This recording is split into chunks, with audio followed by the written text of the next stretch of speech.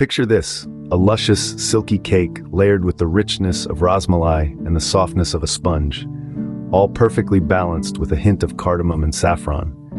This isn't your average dessert. It's a harmonious fusion that marries the traditional Indian rasmalai with a classic sponge cake. The result?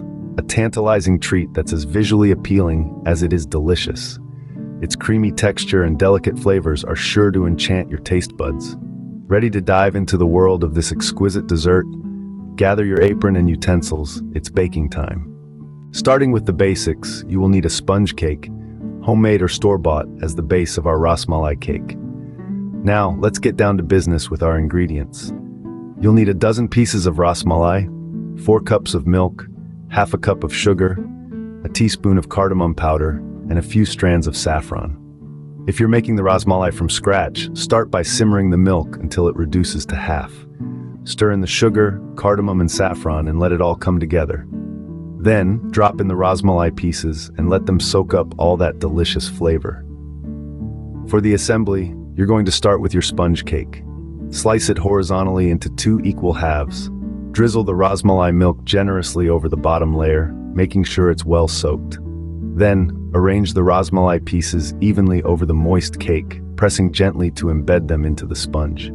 Next, slather on your favorite frosting. You might want to opt for a light whipped cream or a rich cream cheese frosting, depending on your preference.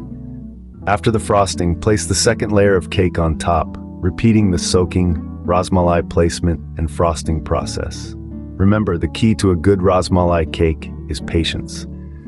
Allow each layer to absorb the rasmalai milk fully before moving on to the next step. This will give you a moist, flavorful cake that's just bursting with the unique taste of rasmalai. And just like that, your rasmalai cake is taking shape. But we're not done just yet. Now, for the final touches to our masterpiece. First, we'll be frosting the cake. Use a generous amount of cream and spread it evenly over the cake. Next, we'll garnish it with a sprinkle of crushed nuts. Almonds, pistachios, or your favorite nut mix will do the trick. We'll add a dash of saffron strands for that extra hint of flavor and color.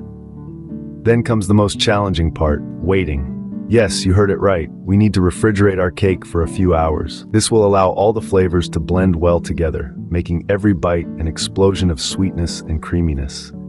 So let's quickly recap. We started with baking our cake base, soaked it in rasmalai milk, added layers of sweet rasmalai pieces, and finally frosted and garnished it before letting it set in the fridge. Voila! Your mouth-watering rasmalai cake is ready to steal the show at any gathering. Happy baking and bon appetit!